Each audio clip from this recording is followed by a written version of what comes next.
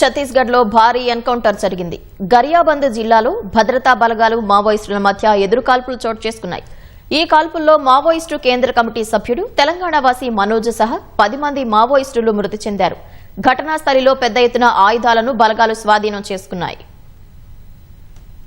ఛత్తీస్గఢ్ అటవీ ప్రాంతంలో మరోసారి తుపాకీలు గర్జించాయి.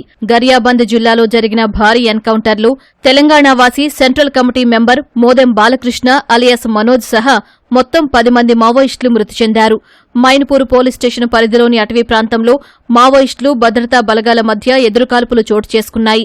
ఛత్తీస్గఢ్ ఒడిశా సరిహద్దు అటవీ ప్రాంతంలో కోంబింగ్ ఆపరేషన్ చేపట్టిన భద్రతా బలగాలకు ఇవాళ మధ్యాహ్నం మావోయిస్టులు తారసపడ్డారు.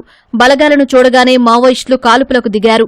వెంటనే అప్రమత్తమైన భద్రతా బలగాలు ఎదురుకాల్పులు జరిపాయి. ఈ కాల్పుల్లో 10 మంది మావోయిస్టులను బలగాలు హతమార్చాయి. మృతుల్లో మనోజ్తో పాటు ఒడిశా రాష్ట్ర కమిటీ సభ్యుడు పాండు కూడా మృతి చెందినట్లు తెలుస్తోంది.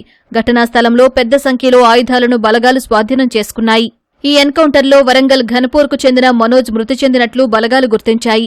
మావోయిస్టు కేంద్ర కమిటీ సభ్యుడిగా ఉన్న మనోజ్పై 2 కోట్ల రూపాయల వరకు రివార్డు ఉన్నట్లు అధికారులు తెలిపారు.